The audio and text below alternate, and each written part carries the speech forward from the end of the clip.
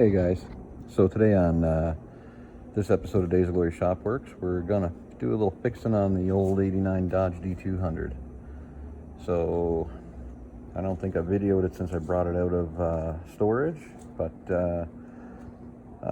my belt's been squealing and I've had a little charging system issue, so kind of overcharging the battery. Figured out what that is. And the belt squeal actually turned out to be more than just the alternator being loose, like the belt being loose. So you can see the belt's nice and tight, but when you do this, hang on, I'll do it over here for more dramatic. I don't know if you can see that, but there we go. So the water pump isn't leaking, but it's finished.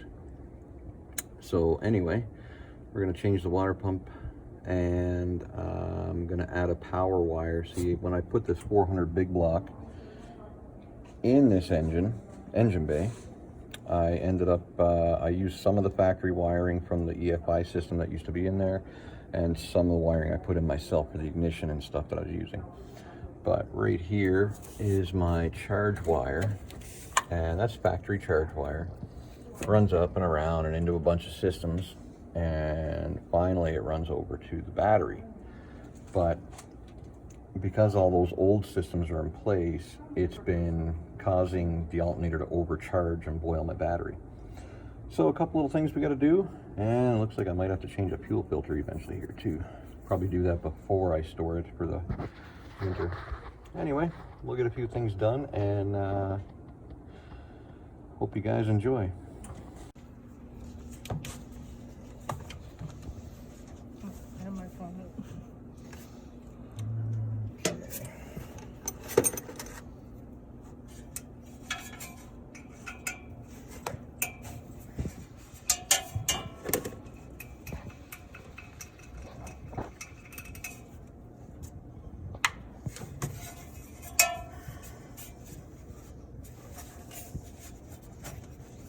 Uh-oh.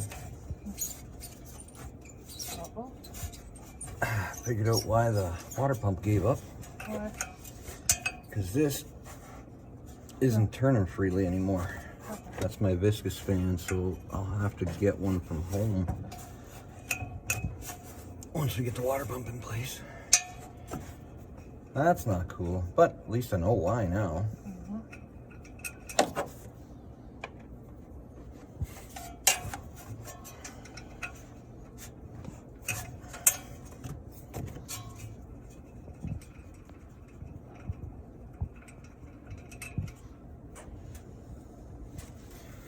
So tech tip of the day is to always get your bolts loose on your water pump before you pull the belt off.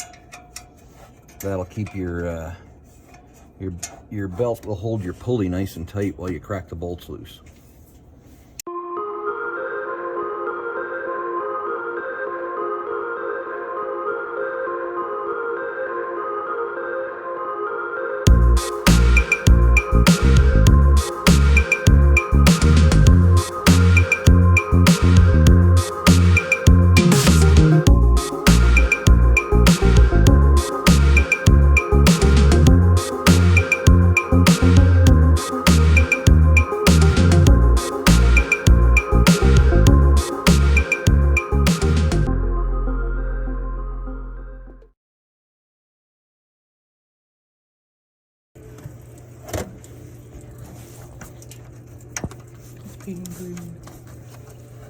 Did you just say that on camera?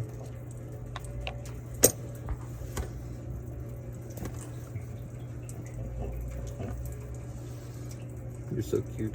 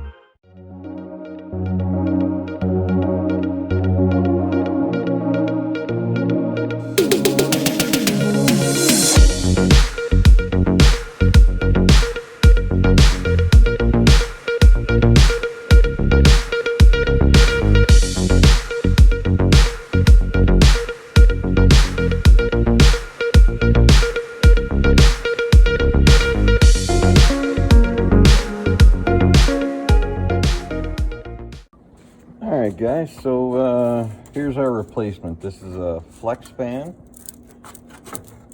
Don't have another viscous fan right now. Must have thrown them all away for whatever reason, but I can't put that back on. So letting my wiring cool down for my charge wire, and I'll get this on, then do the charge wire, and we can put the coolant back in and call her good. All right, I don't have my camera holder, so anyway, let's get to it. Never count out your own silliness when you're in a hurry. So, put the fan blades on with the hub and the longer bolts I'd found. Can't really see them, but anyway, after that, I pulled it back off because it bottomed out against the water pump housing. The bolts were too long. So they went right through the pulley and into the water pump housing. So I was watching it. There's a reason why I was watching it. I forgot to put the pulley on. So pulled her all back apart, fished the pulley in place, like not easy with this fan in the way. Got the bolts started, got the pulley and the bolts lined up through the hub and into the water pump. That was fun. Anyway, she runs nice and smooth, and she don't wiggle anymore. So that should take care of our problems right there. We're gonna button up the rest and get everything flanged up. All right, so long story short, we've got the water pump and fan changed. Fan belt's back on with good tension. Alternator's done, and we got the new big charge wire. Comes around here, loops back around the engine bay. It's not in a happy spot for me. I'm gonna have to get a longer wire though, but for now that'll work out just fine. So I just got to finish tightening this connection down, and then we're good to go. Fire it up. I rinsed off the coolant off the engine bay. That's why everything looks soaking wet. There's nothing worse than a squealing fan belt when it could have been avoided. There.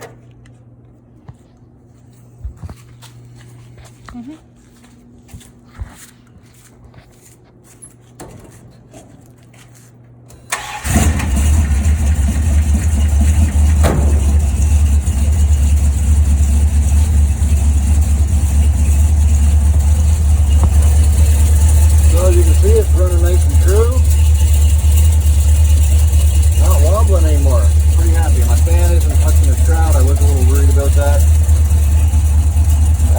But no, there's clearance around the fan and the shroud, so we should be pretty good. And I upped the idle mixture a little bit richer by a quarter turn on either side of the carb, because it's starting to be a little bit of a dink when you're flashing this thing up to get ready to go to work in the morning.